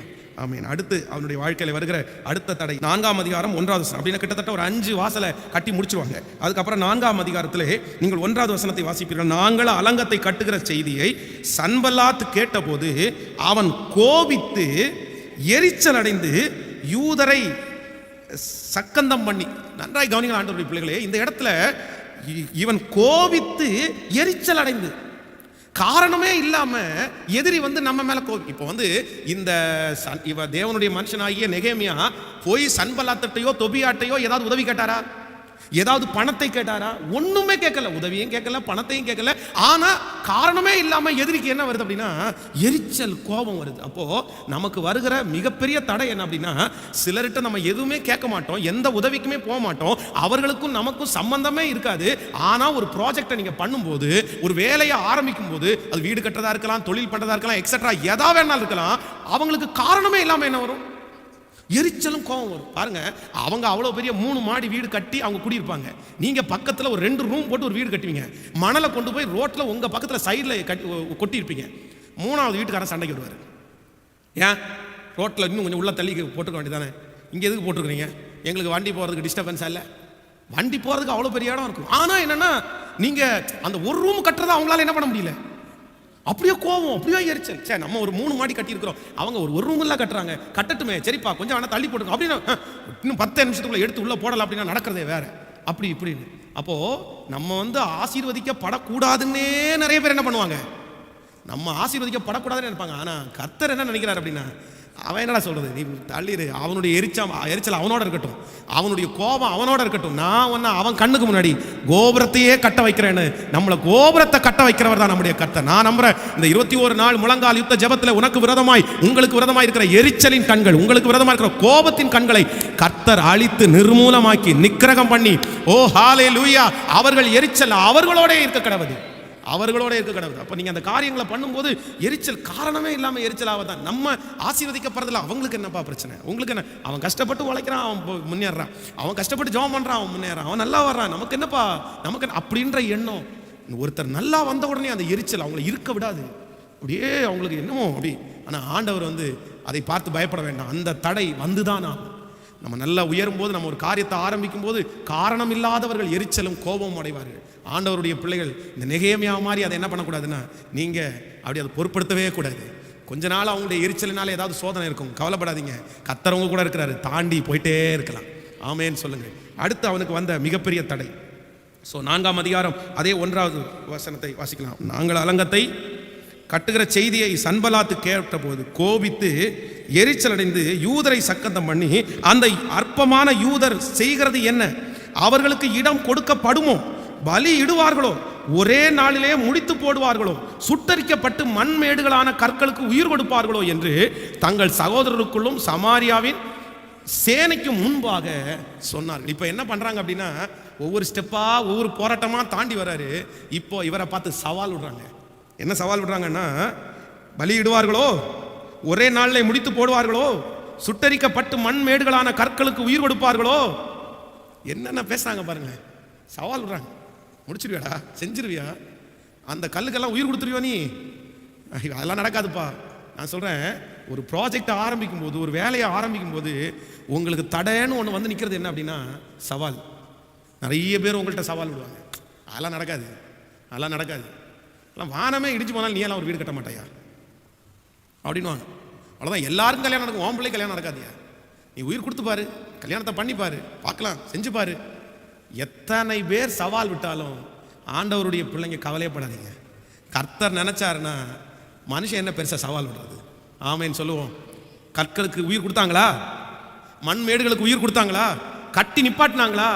யாரெல்லாம் அப்படி சவால் விட்டார்களோ அவர்கள் கண்களுக்கு முன்பாகவே கர்த்தர் 52 நாளைக்குள்ள அந்த அலங்கத்தை அழகா கட்டி பினிஷ் பண்ணி பிரதிஷ்டை பண்ண கர்த்தர் உதவி செய்தார். அந்த தேவன் தான் உங்களோடும் என்னோடும் இருக்கிறார். அந்த தேவன் தான் நம்மோடு இருக்கிறார். இந்த சத்தத்தை கேட்கிற உங்களோட அந்த தேவன் தான் இருக்கிறார். சவால் விடுறவங்களை பார்த்து பயந்து போய், ஐயோ அவன் சவால் பண்றது மாதிரி ஆயிடுச்சு, அவன் சொன்னது மாதிரி ஆயிடுச்சு, அவன் சொன்னது மாதிரி நான் விழுந்துட்டேனே. இல்லை இல்லை இல்லை, அவனுடைய வார்த்தையை கீழே தள்ளுகிற கர்த்தர் நம்மோடு கூட இருக்கிறார். அப்படியே சவாலுக்கு நீங்க பயப்படாதீங்க. அவங்க என்ன சவால் விட்டாலும் கர்த்தர் உங்களோட இருக்கும்போது மறுபடியும் உங்களை எடுத்து கட்டுவதற்கு வல்லவரா இருக்கிறார். கைகளை உயர்த்தி சொல்லுங்கள், ஆண்டவரே, மனிதனுடைய சவால்களை முறியடிக்கிறவர். உங்களை கேட்கறதுக்கு யார் இருக்கா? உங்களுக்காக பேசுறதுக்கு யார் இருக்கா அப்படின்னு சவால் விட்டாங்கல்ல. என் தேவன் நியாயாதிபதியாய் எழும்பி நிற்பார். என் தேவன் உனக்காக எழும்பி நிற்பார். என் தேவன் உன்னோடு கூட இருக்கிறதை நிரூபிப்பார். ஹல்லேலூயா, ஹல்லேலூயா. அவர்கள் உங்களை பார்த்து விடுகிற சவால் அல்ல, அது உங்களுக்குள்ளே இருக்கிற இயேசுவை பார்த்து விடுகிற சவால். ஹல்லேலூயா. கர்த்தரை பார்த்தான் அவர்கள் சவால் விடுகிறார்கள். கர்த்தர் ஜெயிப்பாரா? அவங்க ஜெயிப்பாங்க. நான் நம்புறேன், என் ஆண்டவர் ஜெயித்தார். என் ஆண்டவர் ஜெயம் எடுக்கிறவர். என் ஆண்டவருக்கு தோல்வி இல்லை. என் ஆண்டவர் மரணத்தையே ஜெயித்த கர்த்தர் நம்மோடு இருக்கிறார். அதனால எத்தனை பேர் சவால் விட்டாலும் கர்த்தர் செய்ய நினைத்ததை தடை பண்ணுவதற்கு ஒருவரால் முடியாது. ஹல்லேலூயா. ஒரு சர்ச்சுக்கு ஒரு சின்ன லேண்ட் வாங்குறாங்க. அந்த லேண்டினுடைய சென்டரில் ஒரு இடம் இருக்குது. அந்த இடம் இன்னொருத்தருடைய இடம், இவங்களுக்கு தெரியவே இல்லை, தெரியாமல் வாங்கிட்டாங்க. இப்போ என்னன்னா, அந்த இடத்த வச்சிருக்கிற அவர் ஒரு மோசமான மனுஷன். இவங்க தெரியாமல் இடத்த வாங்கிட்டாங்க. சர்ச்சை கட்டலான்னு உள்ளே கொண்டு போகும்போது சென்டரில் அந்த இடத்துல இருக்கிற ஆள் அப்போஸ் பண்ணுறாரு. பத்திரத்தை எடுத்து காமிக்கிறாரு, பாருங்க என் இடம் இருக்குது உள்ளுக்குள்ளே, என் இடத்துக்குள்ளே நீ போக முடியாது அப்படின்னு அவர் கேட்ட போட்டார். என்ன பண்ணுறனே தெரில. இவங்க உடனே சொல்கிறாங்க, நான் வாங்கினதுலேருந்து 10 மடங்கு பணம் ஜாஸ்தியாக கூட கொடுத்துக்கிறேன், நீ எப்படியாவது அந்த இடம் கொடு அப்படின்னு கேட்டால் முடியவே முடியாதுன்ட்டாங்க. அதில் நீ முடிஞ்சதை பாரு அப்படின்னு சொல்லி அந்த இடத்துடைய சென்டரில் போய் வேலியை போட்டு கேட்டை போட்டு விட்டாங்க. இவங்களுக்கு பெரிய நஷ்டம், என்ன பண்ணுறதுனே தெரில. ஒரு ஊழியக்காரர் வந்தார். இவர் சோகமாக இருக்கிறத பார்த்து, ஏன் பாஸ்டர் இவ்வளோ சோகமாக இருக்கிறீங்க, என்ன பிரச்சனை அப்படின்னு கேட்டால், இல்லை இந்த மாதிரி ஆயிடுச்சு, ஒரு இடத்த வாங்கணும், நான் கவனிக்காம மட்டும் சென்டரில் ஒருத்தனுடைய இடம் மாட்டிடுச்சு, அவன் தரவே முடியாது அப்படின்ட்டான் அப்படின்னு. சரி ஒன்றும் பரவாயில்ல, நீங்கள் ஒரு 300 நாள் கண்டினியூவாக டெய்லி 3 மணி நேரம் சர்ச்சில் இருக்கிற ஜனங்களை எல்லாம் வர சொல்லி ஜெபத்தை மட்டும் ஆரம்பிச்சிருங்க அப்படின்னு தீர்க்க தரிசனமாக சொல்கிற மாதிரி சொல்லிட்டு போயிட்டார். உடனே இந்த பாஸ்டருடைய மனசுலையும் உறுத்தப்பட்டு அவர் ஜெபத்தை ஆரம்பிச்சிட்டார். டெய்லி 3 மணி நேரம், 1 இயர், 1 வருஷம் ஜெபம், பல மணி நேரம் ஜெபம் ஆண்டவருடைய சமூகத்தில் போயிட்டே இருக்குது. ஒரு மிகப்பெரிய ஆச்சரியம், அந்த சென்டரில் வச்சிருந்தார் பாருங்க அந்த இடம், அவரே பாஸ்டர்கிட்ட போய் பத்திரத்தை கொடுத்துட்டு, எனக்கு பணமே வேணாம், ஃப்ரீயாக வச்சுங்கன்னு கொடுத்துட்டு போயிட்டார். அதான் கர்த்தர், எனக்கு காசே வேணாம், இந்த இடத்த நீங்கள் வச்சுக்கோங்க, சர்ச்சுக்காக நான் கொடுத்தது மாதிரி நினச்சிங்க அப்படின்னு சொல்லி கொடுத்துட்டு போனார். அப்போது நம்முடைய ஆண்டவரிடத்தில் யாரும் என்ன பண்ண முடியாது, சவால் விடவே முடியாது. சிலரை ஆண்டவர் விட்டு வச்சிருக்கிறார் அப்படின்னா, சரி போட்டும் விடு, உனக்கு அதை விட பெஸ்ட்டாக தருவேன், நீ ஏன் போய் அங்கே சண்டை போட்டிருக்க அப்படின்றதுக்காகத்தான் கர்த்தரா பாவம் பார்த்து போட்டுன்னு விட்டா தவிர நம்மோட சவால் விட்டெல்லாம் ஜெயிக்க முடியாது. ஆமேனே வர முடியாது, சவால் விட்டெல்லாம் வர முடியாது. ஹல்லேலூயா. எத்தனை பேர் ஆமோதிக்கிறீங்க? அது இன்னொரு சம்பவம் இருக்குது. ஒரு ஊர் தலைவன் வந்து மிஷினரியாக போன ஒரு பாஸ்டரை, உன்னை எல்லாருக்கும் முன்னாடி, எல்லாரும் கடவுள் கடவுள் உன்னை கும்பிட்றாங்கல்ல, உன்னை எல்லாருக்கும் முன்னாடியும் நீ வந்து ஒரு கெட்டவன் அப்படின்றத நான் உன்னை கொண்டு வரேன் அப்படின்னு சொல்லி அந்த ஊர்லேயே இருக்கிற ஒரு ஏழை தாயும் ஒரு பொண்ணையும் பிடிச்சி, அந்த பொண்ணை வந்து இரவில் இவர் தங்கி இருக்கிற, இவர் தனியாக பேச்சில் அந்த வீட்டில் இவர் இரவில் அனுப்பிட்டு ஊருக்காரங்களை எல்லாம் கூப்பிட்டு, இந்த பாரு இந்த பாஸ்டர் வந்து இந்த மாதிரி இந்த ஊழியக்காரர் இந்த பிள்ளையோட தப்பா நடத்தான்னு சொல்லிட்டு ஊர் பஞ்சாயத்து கூட்டிட்டாங்க. இவருக்காக பேசுறதுக்கு ஒருத்தருமே இல்லை. எல்லாருமே அதான் கிராமத்தில் உள்ள ஆட்கள்லாம் ரொம்ப கேவலமாக பேசுவாங்கல்ல. ஃபாதர்னா என்னமோ எனக்கு நல்லதெல்லாம் பண்ணேன்னு சொன்னேன், இந்த பிள்ளையை இப்படி கெடுத்திருக்கீங்க. அந்த பிள்ளையை பார்த்து அந்த நாட்டாமைகள்லாம் வந்து ஊர் தலைவர்லாம் வந்து கேட்குறாங்க, அந்த பிள்ளையை பார்த்து கேட்குறாங்க, இந்த மாதிரி இவன் வந்து உனக்கு தப்பானா கெடுத்தானா அப்படின்னு கேட்டால், ஆமாம் இவன் கெடுத்தா, ஒரு நாள் இல்லை பல நாள் நடந்துச்சு, நான் இப்போ கர்ப்பமாக இருக்கேன்னு. இவருக்கு ஒன்றுமே பண்ண முடியல. இந்த நாட்டாமாங்க அந்த அந்த மனுஷன் சிரிக்கிறான், ஆண்டவரே வரட்டும், ஆண்டவர் இப்போ வரட்டும் அப்படின்னு. இவர் ஒன்றுமே யோசிக்கல. ரொம்ப அப்படி மனசு கஷ்டமாக இருந்துட்டு ஒருத்தரை பார்த்து கேட்டாரம்மா, ஒரு செம்பு தண்ணி கிடைக்குமான்னு கேட்டிருக்காரு. உடனே தர்றோம் அப்படின்னு சொல்லிடுறேன். அந்த செம்பு தண்ணியை கொண்டு வந்து எல்லாருக்கும் முன்னாடி காமிச்சு, இந்த மாதிரி இந்த செம்பு தண்ணி, நான் கடவுளை ஆராதிக்கிறேன், கடவுளை வணங்குறேன், அவர்கிட்ட பவர் இருக்குன்னு நான் நம்புகிறேன். இந்த ஒரு செம்பு தண்ணியை நான் நல்லா ப்ரேயர் பண்ணி இந்த பொண்ணுனுடைய கையில் கொடுப்பேன். இந்த பொண்ணுகிட்ட நான் தப்பு பண்ணியிருந்தேன் அப்படின்னா இந்த தண்ணியை குடிக்கும்போது இந்த பொண்ணுக்கு ஒன்றும் பண்ணாது. ஆனால் இந்த பொண்ணுகிட்ட நான் தப்பு பண்ணலைன்னா இந்த தண்ணியை குடிச்சு முடிக்கிறதுக்குள்ள இந்த பொண்ணுடைய இடுப்புக்கு கீழே விளங்காமல் போயிடும் அப்படின்னு தண்ணியை எடுத்து ஜோம் பண்ணிட்டாரு. ஜோமன்னா இந்த பொண்ணும் இந்த அம்மாவும் அப்படியே மனசு உடஞ்சி, ஐயோ இவங்களுக்கு தெரியும்ல இவங்க தப்பு பண்ணிருக்காங்கல்ல, ஊழியக்காரங்க இல்லை இல்லை இல்லை நாங்கள் அந்த தண்ணியை குடிக்க மாட்டோம். அப்போ ஊருக்காரங்கள, ஏமா குடிக்க வேண்டியது தானே, தப்பானா குடிக்க வேண்டியது தானே, என்ன நீ பயப்படுற, எதுக்கு பயப்படுற, இல்லை வேண்டாம். அன்னைக்கு எந்த ஆமான் வந்து அவருடைய பேரை கெடுக்கணும்னு நினச்சானோ ஊரில் இருக்கிற அத்தனை பேரும் அவரை காரி துப்பிட்டு, இவர் தான் இவரோட கடவுள் இருக்காருன்னு இன்னும் கொஞ்சம் கூட்டம் அவருக்கு ஜாஸ்தி ஆயிடுச்சு. ஆமேன்னு சொல்லுவோம். அப்போது நம்ம தேவன் வந்து நமக்கு விரோதமாய் உருவாக்கப்படும் எந்த ஆயுதமும் வாய்க்காதே மிரட்டுவாங்க, பயப்படுத்துவாங்க, கஷ்டப்படுத்துவாங்க. நீங்கள் எதையும் பிடிச்சி கவலைப்பட வேண்டாம். அவங்க என்னமோ அவங்க பண்ணிட்டு போட்டோம், அவங்க சவால் விடட்டும். நீங்கள் சொல்லுங்கள், ஆண்டவரை எங்கிட்ட சவால் விடலை, அவன் உங்கள்கிட்ட சவால் விடுற, எனக்குள்ளே இருக்கிற உங்கள்கிட்ட சவால் விடுறான். உலகத்தில் இருக்கிறவனை விட எனக்குள்ளே இருக்கிற இயேசு. சத்தமாக சொல்லுங்கள், முழு மனதோட சொல்லுங்கள், பெரியவர். ஹல்லேலூயா. சொல்லலாமா? அடுத்தலாம் போமா? ஆமே. நெக்ஸ்ட்டு அவ்வளோ பிரச்சனை வந்திருக்கு பாருங்களேன், அவ்வளோ தடைகள் வந்திருக்குது. சரி, எல்லாத்தையும் தாண்டி 52 நாளைக்குள்ளே இத்தனை தடை வந்திருக்குங்க. எத்தனை நாளைக்குள்ள? வெறும் 52 டேஸ்க்குள்ளே இத்தனை தடை வந்திருக்குது. நமக்கு வந்து ஒரு தடை 10 வருஷத்தை 5 வருஷம் தாண்டி தான் ஒரு பிரச்சனை வருது. அதுக்கே உட்காந்து நம்ம வளர்த்து உட்காந்துருக்கோம், ஐயோ இயேசுவே 5 வருஷம் நிம்மதியாக வாழ்ந்தேன், திரும்பியும் வந்துருச்சே அப்படின்னு. இவன் நாளுக்கு நாள் ஒரு பிரச்சனை, ஒவ்வொரு நாளும் ஒரு பிரச்சனை, ஒரு கல்லை எடுத்து வைக்கும் போது ஒரு பிரச்சனை. ஆனால் கர்த்தர் முடிக்கிறதுக்கு பலன் தந்தாரா? அதான் தடைகளை உடைக்கிறவர் நமக்கு முன்னே போ. ஸோ அடுத்ததாக வந்து நீங்கள் வந்து 4ஆம் அதிகாரம் 3வது வசனத்தை வாசிக்கும் போது, அப்பொழுது அம்மோனியனாகிய தொபியா அவன் பக்கத்தில் நின்று, அவர்கள் கட்டினாலும் என்ன, ஒரு நரி ஏறி போனால் அவனுடைய கல் மதில் இடிந்து போகும் என்றான். அப்படின்னா இது ரொம்ப நாள் என்ன பண்ணாது, நிற்காது. கட்டட்டும், ஆனால் இது ரொம்ப நாள் என்ன பண்ணாது. இன்னைக்கு நிறைய பேர் நம்மளை பார்த்து அப்படி தானே சொல்லுவாங்க, ஆரம்பிச்ச உடனே ஆரம்பிக்கட்டும், எத்தனை நாள் ஓடுதுன்னு பார்ப்போமே, ஆரம்பிக்கட்டும். அது என்ன கொஞ்ச நாள் ஓடும், அதுக்கப்புறம் அவனே போய் உட்காந்துருவான். ஏற்கனவே 10 இடத்துல விழுந்துட்டு தான் இருக்கிறான், 20 இடத்துல விழுந்துட்டு தான் வந்திருக்கிறான். இதுவும் என்ன பண்ணாது. அங்கே ஒரு மதில் சுவர் கட்டுறவங்க, பழுது பார்த்து கட்டுறவங்க, அவங்க கட்டிட்டு இருக்கும்போது வந்து கிண்டல் பண்ணுறாங்க பாருங்க, கட்டட்டும், ஒரு நரி ஏறி போனால் அது நிற்காது, அது இடிஞ்சு விழுந்துடும் அப்படின்னு. எப்படி இருக்கும் நமக்கெல்லாம்? அப்படி வந்து யாராவது ஒருத்தர் சொன்னாங்க அப்படின்னா, ஐயோ எவ்வளோ கஷ்டமாக இருக்காது. ஆனால் ஆண்டவர் என்ன அப்படின்னா, நரி இல்லடா, எவ்வளோ பெரிய மனுஷன் வந்து ஏறி போனால் கூட அதை இடிக்காத அளவுக்கு கர்த்தர் ஸ்ட்ராங் பண்ணுறாரு. சாந்து கையில் இல்லை, அங்கே கட்டப்படுற கல் கையில் இல்லை, பலன் யார் கையில் இருக்குன்னா என் தேவனாகிய கர்த்தருடைய கரத்திலேயே இருக்கிறது. ஹல்லேலூயா. கைகளை உயர்த்தி ஒரு ஹல்லேலூயா சொல்லலாம். அப்போது ஆண்டவருடைய பிள்ளைகள் அடுத்து எந்த தடைகளை நீங்கள் மாற்றணும் அப்படின்னா, நீங்கள் ஒரு காரியத்தை நீங்கள் ஆரம்பித்து செய்யும்போது சுற்றி இருக்கிறவங்க எத்தனை நாளைக்கு பார்க்கலாம், இது முடிவு போய் சேராது, இது முடிக்க மாட்டான், இவன் இடையிலே விட்டுட்டு போவான், பாதி வழியில் விட்டுட்டு போவான் அப்படின்னு உங்களை பார்த்து யாராவது ஒருத்தர் கிண்டல் பண்ணுவார்களே ஆனால், சொல்லுவார்களே ஆனால், நீங்கள் வருத்தப்பட வேண்டாம். உங்கள் கை தொடங்கினதை உங்களை கொண்டு முடிக்கிறதற்கு என் தேவன். நீங்கள் ஆரம்பிக்கிறது பாதி வழியிலே நின்று போவது இல்லை. நீங்கள் ஆரம்பிக்கிறது பாதி வழியிலே நின்று போவது இல்லை. கர்த்தர் ஆரம்பிக்க சொன்னதை ஆரம்பித்திருக்கிறீர்கள். கண்டிப்பாக கர்த்தர் முடித்து நிறுத்துவார். அல்லேலூயா. ஆமோதிக்கிறீங்களா? எத்தனை பேர் விசுவாசிக்கிறீங்க? என் கை முடிக்கும் சொல்லுங்க.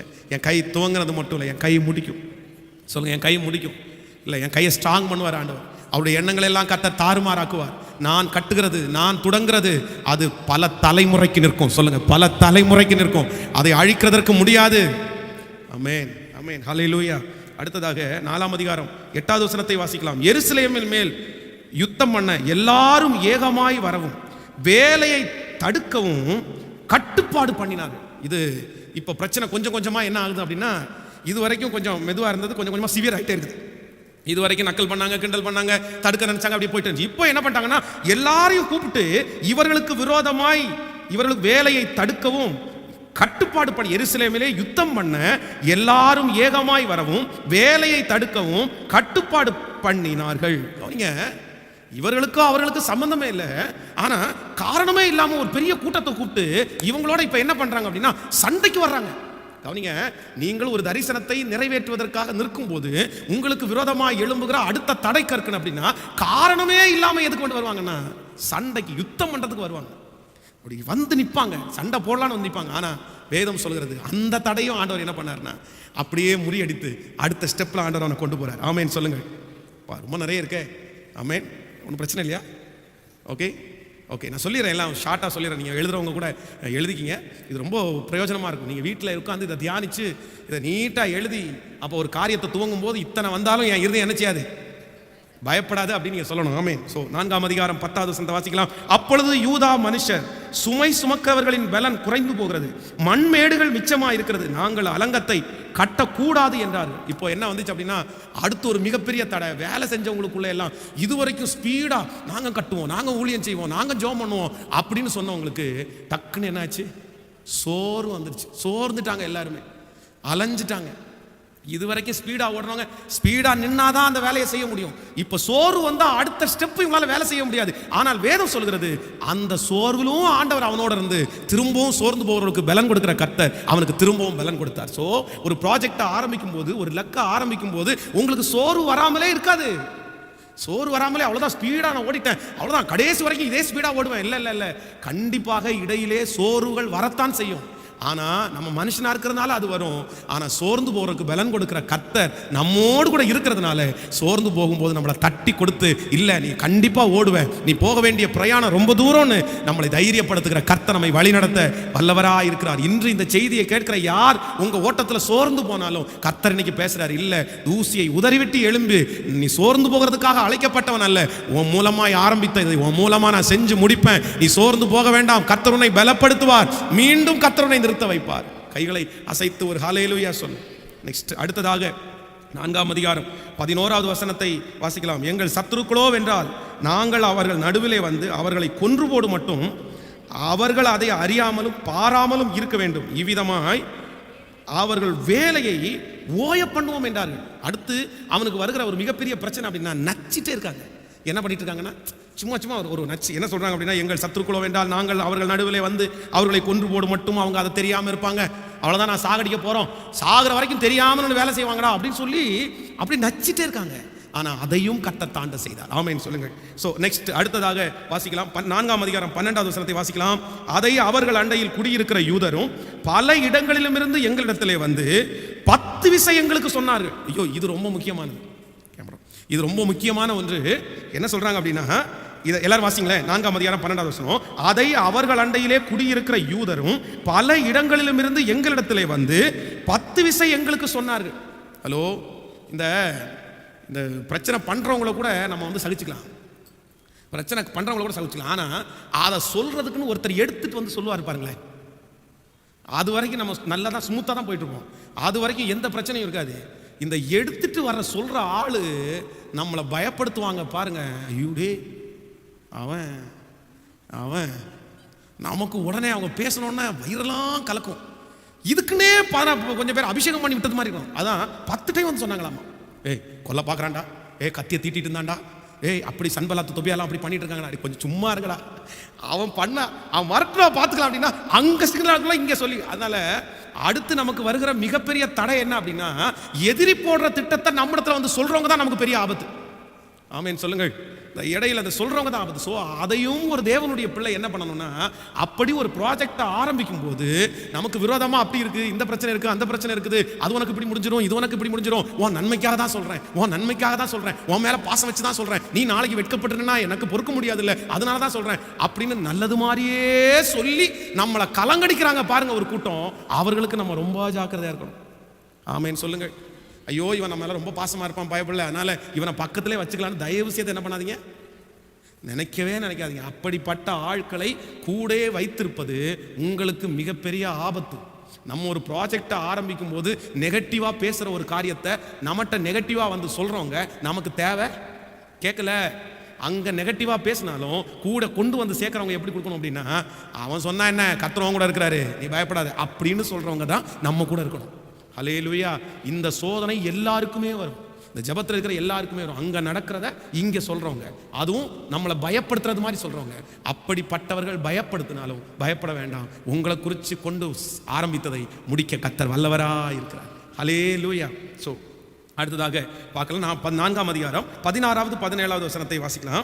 4ஆம் அதிகாரம் 16, 17. அன்று முதற்கொண்டு எங்கள் வேலைக்காரரில் பாதி பேர் வேலை செய்தார்கள், பாதி பேர் ஈட்டியையும் பரிசையும் வில்லையும் கவசத்தையும் பிடித்து நின்றார்கள். அதிகாரிகள் யூதா வம்சத்தார் எல்லாரும் பின்னாக நின்றார்கள். அதனாலே கட்டுகிறவர்களும் சுமை சுமக்கிறவர்களும் சுமை ஏற்கிறவர்களும் அவரவர் ஒரு கையிலே வேலை செய்து மறு கையினாலே ஆயுதம் பிடித்திருந்தார்கள். அடுத்து வர ஒரு பெரிய போராட்டம் என்ன தெரியுமா, இவங்க வந்து கொலை மிரட்டல் விட்ட உடனே ஐயோ நம்ம இந்த மாதிரி பிரச்சனை பண்ண வந்துருவாங்களோ, அடிதடி நடந்துருமோ அப்படின்னு சொல்லி ஒரு கையில வேலை செஞ்சு இன்னொரு கையில என்ன பிடிச்சிருந்தாங்களாமா. அது கட்டட வேலை செய்யறவங்க ஒரு கையினால வேலை செய்ய முடியுங்களா? கட்டட வேலை செய்யறவங்களுக்கு 2 கையும் வேலை செஞ்சாதான் அந்த வேலை ஓடும். ஆனா இவங்களுடைய நிலைமை ஒரு கையில ஆயுதத்தை, ஏன்னா வந்துட்டாங்க பிரச்சனை பண்ண வந்துட்டாங்கன்னா நம்ம கையில ஆயுதம் இல்லைன்னா நம்மளை கொன்றுவாங்க, நம்மளை தற்காத்து கொள்றதுக்காவது நமக்கு என்ன வேணும், அவ்வளோ பெரிய தடை வந்திருக்குது. ஆனா அந்த தடையும் கர்த்தர் என்ன பண்ணார்னா முறியடிக்க பலன் தந்தார். ஹல்லேலூயா. நெக்ஸ்ட் 5, 5வது அதிகாரம் 1வது வசனம். ஜனங்களுக்குள்ளே அநேகரும் அவர்களுடைய ஸ்திரீகளும் யூதராகிய தங்கள் சகோதரர் மேலும் முறையிடுகிற பெரிய கூக்குரல் உண்டாயிற்று. ஸோ அடுத்துதான் மிகப்பெரிய பிரச்சனை. இது வரைக்கும் வெளியே இருந்தான் பிரச்சனை, இது வரைக்கும் அவன் பிரச்சனை பண்ண, சன்பலாத்து தொபியா அந்த ஆட்கள்லாம் பிரச்சனை பண்ணாங்க. இப்போ 10 குறைச்சலுக்கு எங்க வருது அப்படின்னா உள்நாட்டு கலவரம் வெடிக்குது. உள்ள வேலை செய்யறவங்க ஒருத்தருக்கு ஒருத்தர் சண்டை போடுறாங்க. அந்த நல்லா வேலை செய்யறவங்க எல்லாரும் அவ்வளவுதான், எல்லாத்தையும் முடிஞ்சு நாங்க இனி வேலை செய்ய மாட்டோம். ஏன் அப்படின்னா இங்க பாருங்க, இங்க நல்லா இருக்கிறவங்க எல்லாம் என்னுடைய பணத்தை வந்து கடனுக்காக வாங்கணும், கையில வச்சிருக்காங்க, தரமாட்டிக்கிறாங்க அப்படின்னு உள்ளுக்குள்ளே ஒரு பெரிய பிரச்சனை. ஆனால் வேதம் சொல்லுது, உள்ளுக்குள்ளேயும் எழும்புற பிரச்சனையை முறியடிக்கிறதுக்கு கர்த்தர் பலன் தந்தார். ஒரு ப்ராஜெக்ட் ஆரம்பிக்கும் போது நமக்கு வெளியே இருந்து வர்ற பிரச்சனையை கூட நம்ம ஈஸியா என்ன பண்ணிடலாம், சமாளிச்சிடலாம். அது ஒன்றும் பிரச்சனை இல்லை, அந்நியன் தானே, இன்னொருத்தர் தானே அப்படின்னு நினைப்போம். ஆனால் நம்ம கூடயே இருந்துட்டு நம்ம தட்டிலேயே சாப்பிட்டு நம்ம வீட்டிலேயே குடியிருந்து ஒரு எதிர்ப்பு எழும்பும் பார்த்தீங்களா, அந்த நல்ல விஷயம் செய்யும்போது அதை தான் நம்ம நிறைய பேரால் என்ன பண்ண முடியாது, தாங்கிக்கவே முடியாது. வேணாப்பா நம்ம செய்ய வேணாம் அப்படின்னு நினைப்போம். இல்லை இல்லை இல்லை, ஆண்டவருடைய பிள்ளைகளை கர்த்தர் செய்ய நினைத்தது தடைபடவே தடைபடாது. உங்க கூட கர்த்தர் இருக்கிறாரு. ஸோ உங்க வீட்டுக்காரங்களே உங்களுக்கு சத்ருவா மாறினாலும் தாவீதை ராஜாவாக்கணும்னு கர்த்தர் நியமித்தார்னா, அண்ணன் தம்பி ஒத்துக்கலைன்னா கூட கர்த்தர் ராஜாவாக்குறதுக்கு வல்லவரா இருக்கிறார். ஆமேன் சொல்லுங்கள்.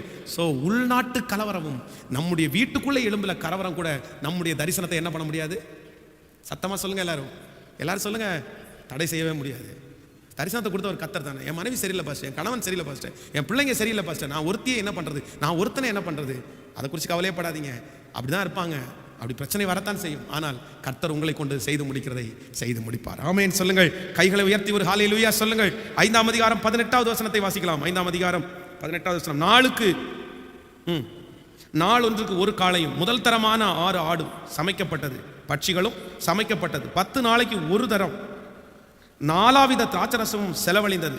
இப்படியெல்லாம் இருந்த போதிலும் இந்த ஜனங்கள் பட்ட பாடு கடினமானபடினால் அதிபதிகள் வாங்குகிற படியை.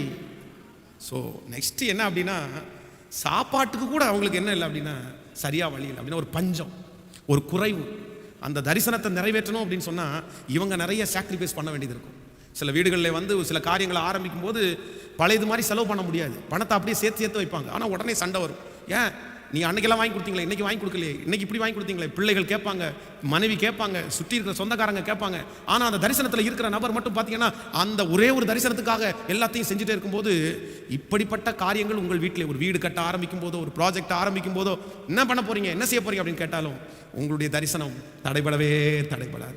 குறைவுகளை நிறைவாக்குகிற கர்த்தர், பலப்படுத்துகிற கர்த்தர் நம்மோடு கூட இருக்கிறார். ஹல்லேலூயா. 6ஆம் அதிகாரம் 2வது வசனத்தை வாசிக்கலாம். 6ஆம் அதிகாரம் 2வது வசனம். நான் வாசல்களுக்கு இன்னும் கதவு போடாதிருக்கையில் சன்பல்லாத்தும் கேஷேமும் ஆள் அனுப்பி நாம் ஓனே பள்ளத்தாக்கில் இருக்கிற கிராமங்களில் ஒன்றில் ஒருவரோடவர் கண்டு பேசுவோம் வாரும் என்று கூப்பிட்டார்கள். அவர்களோ வென்றால் எனக்கு பொல்லாப்பு செய்ய நினைத்தார்கள். அப்பொழுது நான் அவர்களிடத்திற்கு ஆள் அனுப்பி, நான் பெரிய வேலையை செய்கிறேன், நான் வரக்கூடாது, நான் அந்த வேலையை விட்டு உங்களிடத்தில் வருகிறதுனால் அது மெனக்கட்டு போவானேன் அப்படின்னா அதிகாரத்தை வச்சு மிரட்ட பார்க்குறாங்க. வாங்க, எனக்கு உனக்கு என்னப்பா, வந்து பேசுறதுக்கு என்ன இருக்குது, வந்து காரணமே இல்லாமல் ஒரு மனுஷன் நம்ம 2 பேரும் பார்த்து பேசுவோம் அப்படின்னு சொல்லி கூப்பிட்றான். ஆனால் வேதம் சொல்கிறது அதையும் தாண்ட கர்த்தர் பலன் தந்தார். ஆமென். 6ஆம் அதிகாரம் 5வது வசனத்தை வாசிக்கலாம். 5ஆம் தரம் சன்பல்லாத்து அந்த பிரகாரமாகவே தன் வேலைக்காரரை அவன் கையிலே முத்திரை போடாத ஒரு கடிதத்தையும் எனக்கு அனுப்பினான். ஸோ ஃபைனலுக்கு வந்துட்டோம். அடுத்து என்னன்னா, கடைசியில் எல்லாம் முடிச்சுட்டு இப்போ என்ன வந்துடும் அப்படின்னா, முத்திரை போடாத ஒரு லெட்டர். நம்ம ஆட்கள் வந்து எதுக்கு பயப்படுறாங்களோ இல்லையோ, எதுக்கு பயப்படுவாங்க, மொட்டை கடிதாசிக்கு பயப்படுவாங்க. ரைட்டிங்கில் வந்துச்சுனாலே நமக்கு இதுக்கு அப்படியே காலெல்லாம் நடுங்கும். என்னடா கோர்ட்லேருந்து வந்திருக்கு, என்னடா ஸ்டேஷன்லேருந்து வந்திருக்குது அப்படின்னு நினைப்போம். அப்போது பல விசை அவங்களுக்கு அந்த மொட்டை கடிதாசி அதுவும் எல்லாம் அனுப்பிட்டே இருக்கிறாங்க. ஆனால் வேதம் சொல்கிறது அந்த தடையும் ஆண்டவர் என்ன பண்ணார்னா முடிக்கிறதுக்கு பலன் தந்தார். ஹல்லேலூயா. உங்களுக்கு விரோதமாக எழுதப்படுகிற கையெழுத்துக்களை குலைக்கிறவர் கர்த்தர். ஆமென் சொல்லுங்க.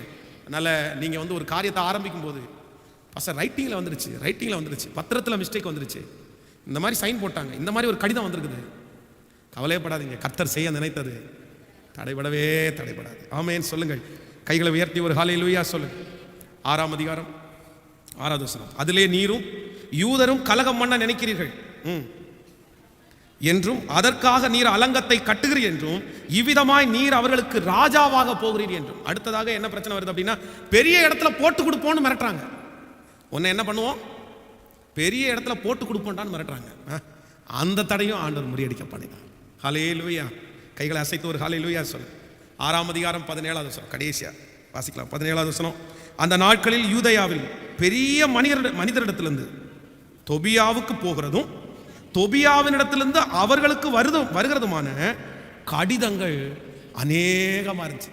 சன்பல்லாத்து போட்ட கடிதம் வேற, தொபியா போட்டது வேற. இப்ப என்னன்னா, அந்த ஊர்லயே இருக்கிற பெரிய மனுஷங்க இருக்காங்கல்ல, அவங்க கொஞ்சம் கடிதத்தை யாருக்கு அனுப்புவாங்களாமா, சன்பல்லாத்து தொபியா இந்த மாதிரி டீமுக்கு அனுப்பி அவங்க அதோட சேர்த்து வச்சு அப்படியே சைன் போட்டு, அப்படின்னா நாங்கள் ஒருத்தரா இல்லடா, நாங்கள் வந்து கூட்டா நின்று உனக்கு எதிராக என்ன பண்ணுறோம், கொடி பிடிக்க போகிறோம் அப்படின்னு. இங்கே பாரு, என் கூட இந்த ஆட்கள் சேர்ந்துட்டாங்க, இந்த வக்கீல் சேர்ந்துட்டாரு, இந்த அரசியல்வாதி சேர்ந்துட்டாரு, இந்த போலீஸ்காரர் சேர்ந்துட்டாரு, நாங்கள் வெயிட்டாக தான் வரோம். இதுக்கு முன்னாடி நான் எழுதின லெட்டரை நீ மதிக்கல, நான் எழுதின லெட்டரை தூக்கி போட்ட, இப்போ பாரு ஸ்ட்ராங்காக அவனுக்கு ஒரு லெட்டர் அனுப்புறேன் அப்படின்னு. அதுவும் இங்கே சொல்கிறது கடிதங்கள் 52 நாளில் அவனுக்கு அத்தனை கடிதத்தை அனுப்பியிருக்காங்க. ஸோ ஆனால் துவங்கினவர் முடிப்பார். ஹல்லேலூயா. இன்னும் கொஞ்சம் டைம் இருந்ததுன்னா விழாவாரியாக வாச்சோம் அப்படின்னா இந்த 52 நாளில் நிறைய தடை வந்துச்சுப்பா, எத்தனை. ஸோ அதனால் நமக்கு வருகிற தடைகளை குறித்து நம்ம பயப்பட வேண்டிய அவசியம், சத்தமாக சொல்லுங்கள், எல்லாரும் சொல்லுங்கள், இல்லவே இல்லை. நெகேமியாவுக்கு வராத தடையாக நமக்கு வந்துட போகுது, நெகேமியாவுக்கு வராததான் நமக்கு வந்துட போகுது. நான் சொல்கிறேன், அத்தனை தடை வந்த போதிலும் கர்த்தர் செய்ய நினைச்சதை யாராவது தடை பண்ண முடிஞ்சிருச்சா? துவங்கினவர் முடித்தாரா? அதற்கு ஒன்றே ஒன்று மட்டும்தான் கர்த்தர் எதிர்பார்க்கிறாரு. தடை கற்களை பார்த்து சோர்ந்து போகாதே, தாண்டி போ. தடை கற்களை பார்த்து நின்று விடாதே, தாண்டி போ. ஏனென்றால் என் மீட்பர் முன்னே செல்கிறார். ஹல்லேலூயா.